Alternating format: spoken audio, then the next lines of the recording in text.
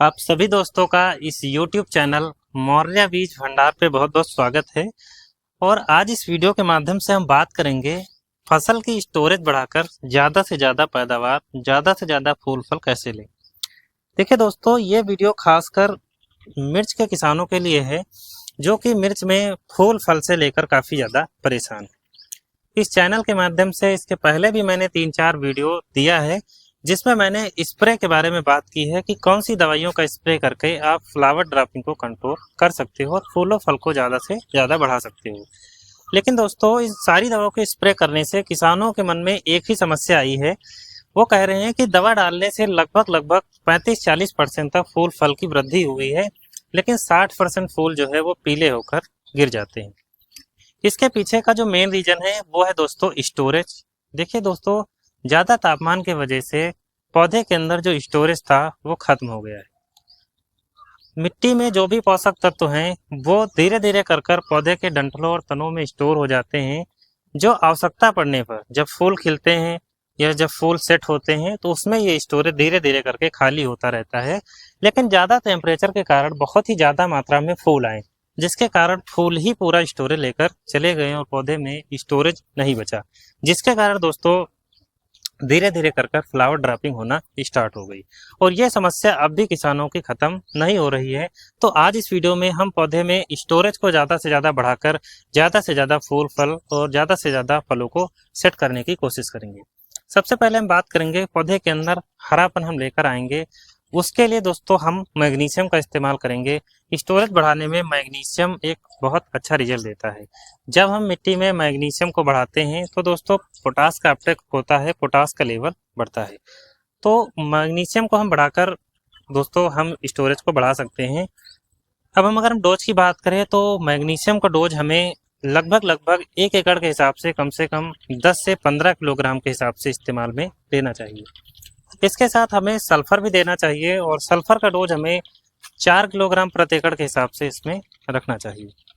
अब हम पोटास की मात्रा को भी इसमें बढ़ाएंगे। पोटास की मात्रा को बढ़ाने के लिए दोस्तों हम इसमें नाइट्रोजन, फास्फोरस और पोटास का कॉम्बिनेशन ले सकते हैं, जो कि एनपीके आता है, आप उसका इस्तेमाल कर सकते हो। 1 एकड़ में कम से कम आपको 50 किलो के करीब देना चाहिए। तो दोस्तों इससे क्या होगा कि मिट्टी में जो नाइट्रोजन है, पोटास है और फास्फोरस है, इसकी भी पूर्ति होगी। साथ में मैग्नीशियम बढ़ेगा और इसके साथ साथ सल्फर की मात्रा बढ़ेगी। तो ये सारी चीज़ें जब हम मिट्टी में देंगे दोस्तों, तो जिससे पौधे के अंदर एक अच्छी ग्रोथ होगी, हरापन आएगा और जिससे पौधा ज़्यादा से ज़्यादा भोजन बना करके स्टोर करेगा। और उसके बाद जो हमारा फूल आएगा नए कल्लों से, वो फूल ज़्यादा से ज़्यादा मात्रा में सेट होगा। दोस्तों मिट्टी में हमें फेरस सल्फेट का भी इस्तेमाल करना चाहिए। फेरस सल्फेट भी स्टोरेज बढ़ाने में काफ़ी ज़्यादा मदद करता है। फेरस सल्फेट हम चिलेटेड वाला ले सकते हैं, लगभग 10 किलोग्राम प्रति एकड़ के हिसाब से, जो 19% का मल्टीप्लक्स का आता है। अब उसका इस्तेमाल करें और इन सभी को एक ही साथ में मिलाकर आपको दे देना चाहिए। इससे क्या होगा दोस्तों, बारिश के दिनों में सबसे ज़्यादा जो कॉमन समस्या देखने को मिलती है वो है नाइट्रोजन ज़्यादा होने की। ज़्यादा नाइट्रोजन से पतले कल्ले आते हैं और दोस्तों उन कल्लों में स्टोरेज नहीं होता और फूल पतला होकर गिर जाता है। तो दोस्तों हम जब पोटास, एनपीके और हर चीज़ को मैनेज करेंगे तो जो भी कल्ला आएगा, जो भी नया शाखा बनेगी, उसमें स्टोरेज होगा और वो मजबूत बनेगा। इससे दोस्तों हमें ज़्यादा से ज़्यादा मात्रा में प्रोडक्शन मिलेगा। इसी के साथ हम कुछ स्प्रे में भी बात कर लेते हैं। स्प्रे में हमें यूज में लेना चाहिए पोटेशियम सोनाइट। पोटेशियम सोनाइट हमें 10 ग्राम प्रति लीटर के हिसाब से यूज में लेना चाहिए। ये दोस्तों अभिमन्यु कंपनी का प्रधान के नाम से आता है। रिचफील्ड कंपनी का हमें सबसे बेस्ट लगता है पोटेशियम सोनाइट। इसके अंदर हमें पोटास, सल्फर और मैग्नीशियम 3 चीज़ें देखने को मिलती हैं, जो कि स्टोरेज बनाने में काफ़ी मदद करता है।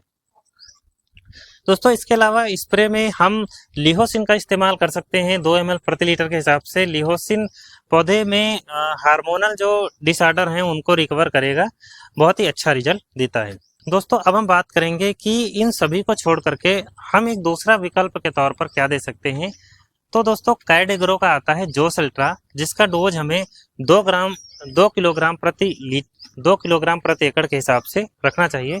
ये दोस्तों एक माइकोराइजा है और माइकोराइजा के साथ दोस्तों इसमें और भी बहुत सारी चीज़ें मिक्स हैं। जब हमारी फसलों में ये जाता है तो पौधे की एक ओवरऑल बहुत ही अच्छी ग्रोथ होती है।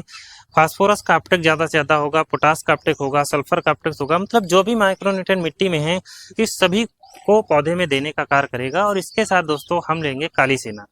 काली सेना जो है दोस्तों वो एक फंजीसाइड है, और फंजीसाइड के साथ साथ इसमें और भी विशेष तरीके के गुण हैं जो फसलों में होने वाले किसी भी प्रकार के फंगस संबंधी रोगों को कंट्रोल करता है, चाहे फ्यूजेरियम विल्ट हो, पैथोमेल्ट हो, निमाटोड हो, लगभग सभी चीज़ों को ये कंट्रोल करने का कार्य करता है। तो काली सेना का उपयोग हमें 1 किलोग्राम प्रति एकड़ के हिसाब से करना चाहिए, और जो सल्ट्रा हमें 2 किलोग्राम प्रति एकड़ के हिसाब से करना चाहिए। और मिट्टी में हमें दोस्तों इसको देना चाहिए। देने का एक सबसे बेस्ट तरीका है कि हम एक बोरी जैविक लें लगभग 50 किलो की, और दोनों को आपस में मिक्स करके दोस्तों खेत में डाल देना चाहिए, और हल्की हल्की सी नमी हमें दे देना चाहिए। इसका बहुत ही अच्छा रिजल्ट मिलता है।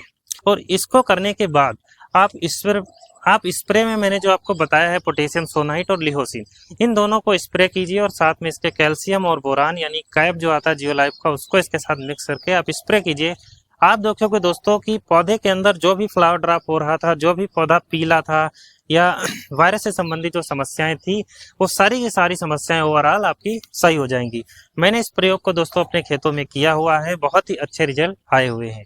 तो दोस्तों इसी प्रकार की नई नई जानकारियां जानने के लिए इस YouTube चैनल मौर्य बीज भंडार को लाइक, कमेंट, शेयर और सब्सक्राइब जरूर करें। थैंक यू दोस्तों आप सभी का। फिर मिलते हैं नेक्स्ट वीडियो के साथ। थैंक यू दोस्तों।